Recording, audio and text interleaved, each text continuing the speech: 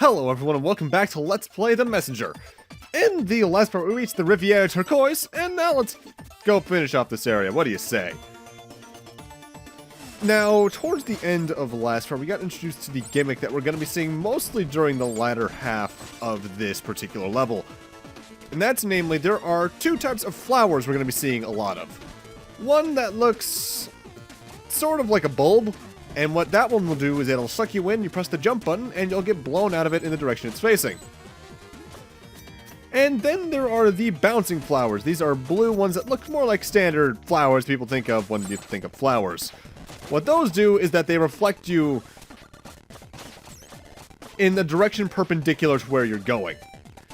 Sort of like how light bounces off diagonal objects, more or less, if you remember those old... If you had those old science experiments in, like, 3rd or 4th grade here in the States, in particular is when I had those.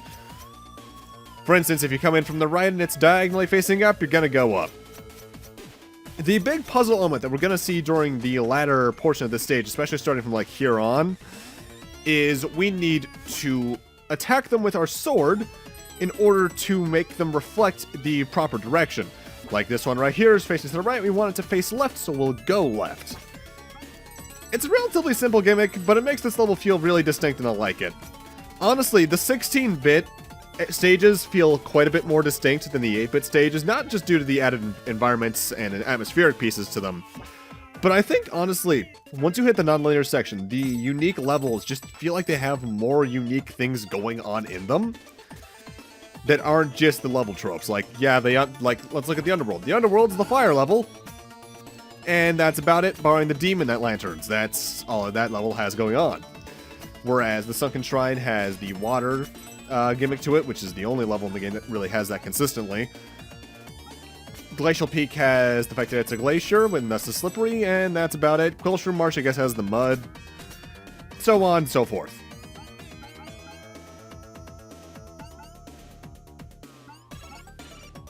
I do think one thing that's pretty annoying, though, with this particular level gimmick is particularly this room, actually. You solve the first flower puzzle, and you think you're done, but you're not done. There's still at least 2 or 3 more flower groups to go through. And I know you'd figure after, like, the first time you have to go up and realize you weren't done. You'd go up further to see if there was more. But I'm of the mindset that there's usually a secret to do if you don't go in ahead of time. And in my defense, there actually is a secret in this area, though. It's nothing too big. It's not even a power seal. But this is still a bit further ahead than I think I would like them to make you go. Mind you, what do I know? I'm not a game designer. I have my preferences in game design, but I am not one. Yes, I started going to college for that. But that's when I started going to college. I'm still in design, but I'm more towards the I'm gonna make magazine stuff. And here's the secret I was talking about. You got 2 giant time shards. And that is a good amount of time shards that I need. Because the last 2 upgrades are still needlessly expensive. Not needlessly. They are more expensive than I think they should be, particularly the Demon's Bane. As before them, the most expensive thing is like, what, a 500? Before the multiples of thousands, rather. The most expensive things are like, what, 500, 600 time shards? The jump to 2,000 seems sudden. If there was more of a gradual increase to that price, I wouldn't mind it so much, but it is really sudden. Especially, I guess their justification might be that you have to get this many skills to be able to unlock the ability to buy it, just because I think the Demon's Bane requires everything that's not the very left branch of the skill set in the shop, but that's still a lot of money you're putting into it. At the same time, though, I admit it gives time shards a purpose for the late game. Which is a problem I feel many games struggle to get right, is when the currency balance and when it starts being useless. Like, let's compare this to a game that does it relatively right. Yakuza. The Yakuza series, money is relatively easy to come by, yeah, but it's always useful, be it for health items when you're going for completion, new game pluses, so on and so forth. There's always a use for it. Whereas, let's say, this game, actually. Until an update where they added something to put your money into after you've gotten every upgrade. After you get every upgrade, there's nothing more to do with your money in the original release. And if I recall correctly, you can, without grinding at least, you can get all the upgrades feasibly by next part, roughly, I'd say. I think I might even do that. I actually forget when I get the final upgrade. But that's still a good amount left of the game, all things considered. I will say, though, I am a real fan of how the Rivière Turquoise ends. The final chunk of level is one giant hallway with multiple rooms above it that you need to go into to get pushed out of flowers, make the proper flowers reflect, so on and so forth. It's a real culmination of the level's gimmick.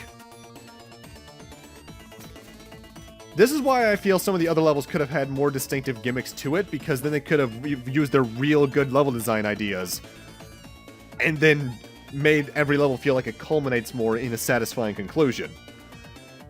I say that, but I am still a fan of the levels during the linear section. Don't get me wrong, yeah, a lot of their gimmicks are samey, but they also refine the mechanics to a ridiculous degree by the end of it all.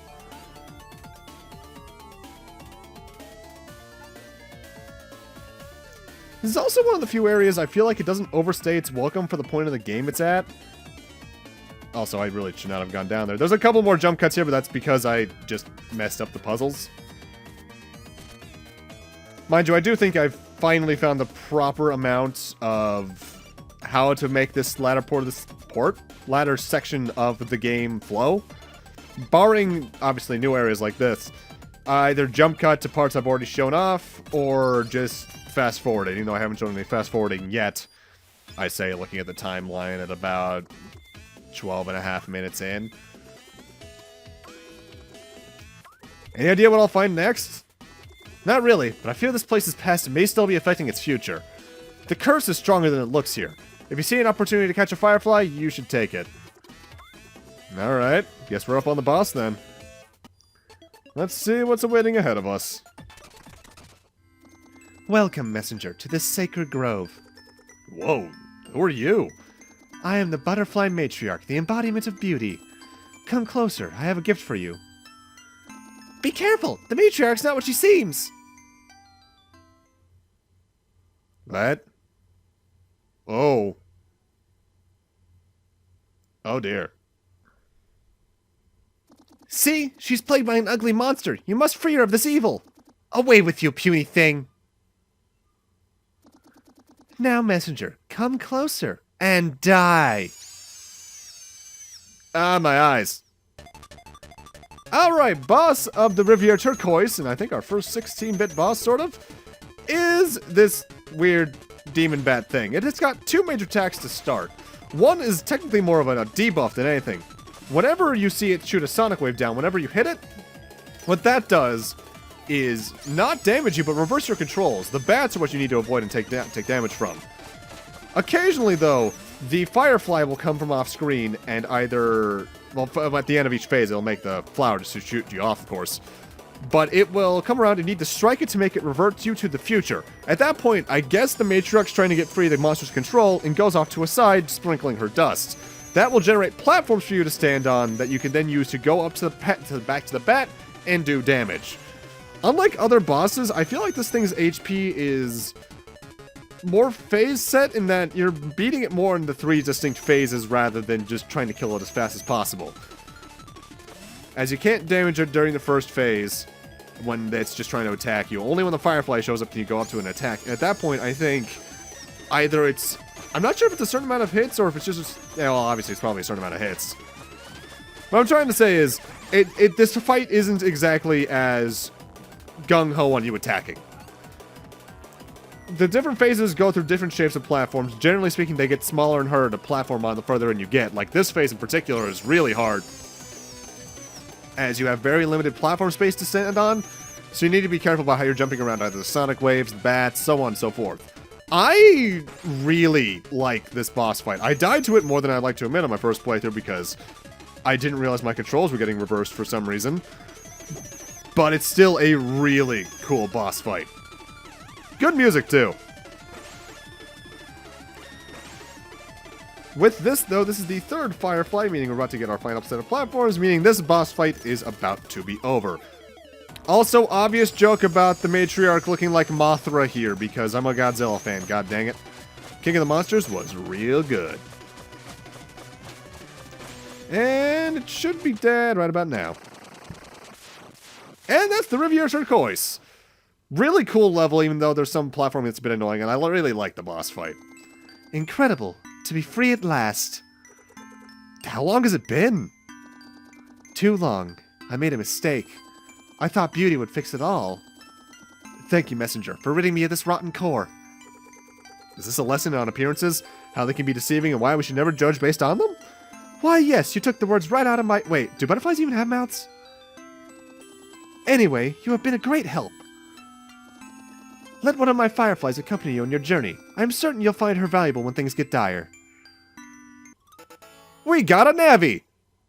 Strong enough to lift a minor curse, she can work against the forces of evil.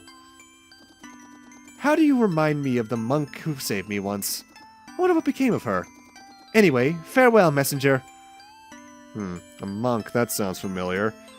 And they give us one last teleport, though this doesn't actually teleport you out. This just brings you back to the shop at the end of the area so that you can use that to get back to the Tower of Time. I mean, you could, I guess, theoretically backtrack all the way to the portal at the start of the area, but no. I'm just going to jump us straight to the Howling Grotto's entrance to the Quilshroom Marsh. The main entrance, I should note. The one that we did after the Emerald Golem boss fight. I do find how they do some of these new areas interesting, though, that they don't always contain a music note indent of themselves. Like, the Sunken Shrine had one, but the Rivière Turquoise obviously didn't. They more serve towards the end goal of actually finding them. With that said, our goals here in the Quilshroom Marsh are twofold. One is I didn't get any of the power seals here yet, be it the one you could get on the first visit just because I missed the jump for it, and I did my first playthrough too, if I recall. And we did just get that Firefly, and there might be a use for her around here, right? You're right. Am I being vague because I know what's going to happen, but I don't want to say it yet? Absolutely. I do like the Quilshroom Marsh remix in 16-bit, though. This is a good one.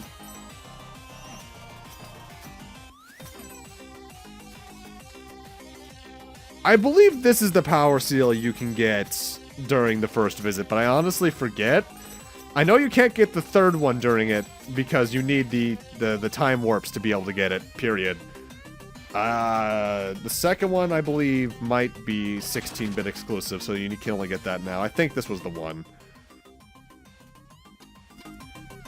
And now for time for our first session of Fast Forward. At this point, we want to get to where the shop next to the Primal Fear's hand was, as the next objective for me is in that general area. Thankfully, it's a literal straight shot, but you might as well see what the level design looks like. It's not too different, but I guess for those who want to see it, it's there. Quilshroom Marsh might be the least changed area, depending on the era you're in. This power seal, I remember giving me a lot of problems on my first playthrough. And I don't exactly know why, looking back. Because the rope dart gives you more than enough momentum just to completely avoid the buzzsaws. I just sucked, I guess. Or I was really impatient during this section and trying to go through all the crushers at once instead of just doing one at a time, which is the way I recommend it. From there, we need to continue on through the stage until we get towards where the next power seal is. Admittedly, when you're going for 100% and true ending, this is, well, I say true ending, and true ending is just beating the game. There's no any added endings. That you really need to kind of just backtrack back and forth through an extraordinarily linear level, because there's no real shortcut through a Quilshroom Marsh. I mean, I guess theoretically you could take the alternate exit to Searing Crags and then walk backwards into the exit of this area. But I think you'd take more time doing that than just going through the area. Up here where I stupidly took some damage back in Part 4, we can now head up here thanks to the time warps and get ourselves the third power seal.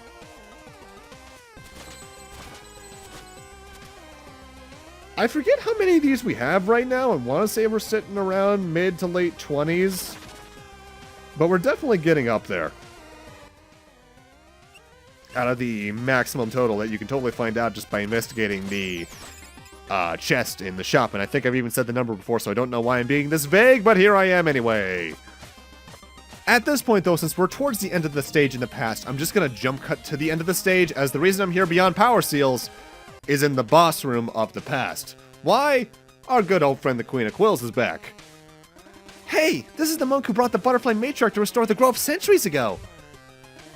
Looks like she's been corrupted. Let me help her out.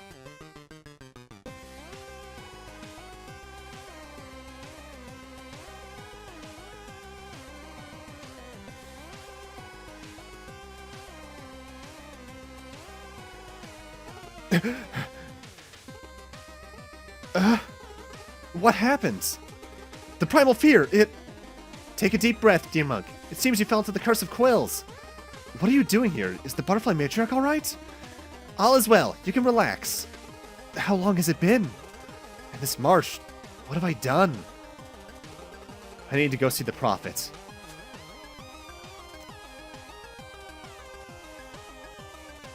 She'll be fine. There's never been a stranger messenger. Stronger. Sometimes the O's and A's look a little bit alike at the size of the screen. Oh well, I mean, I guess, no, I'm probably the strangest messenger, though now there's two of us wandering around. With that said, though, I need to head back to 16-bit, as I now need to head into Searing Crags for its last power seal. I probably could have grabbed this back when I was going back and forth through it anyway for the Barma'Thazel and Astral Leaves, but it's much closer to this side of the stage, so I figured it's just going to be faster, more convenient for me to grab it at this point. It's not even that high up, so I'm just going to fast on forward on up.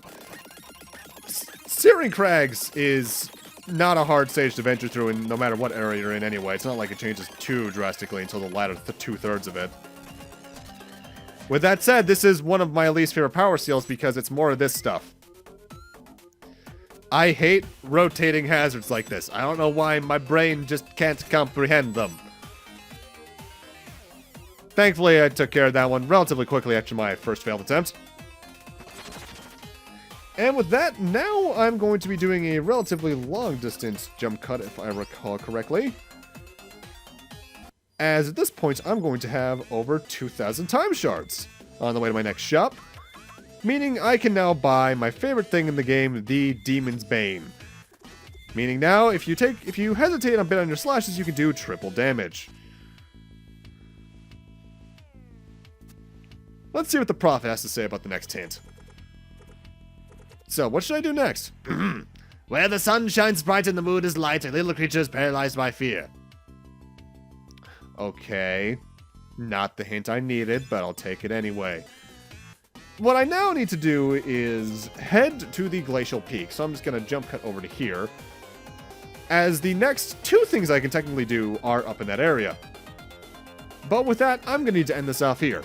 Thank you guys for watching, and in part 14, we'll be re-entering the glacial peak to not only grab whatever power seals are there along the way, but also to do our next major objective. See you guys then.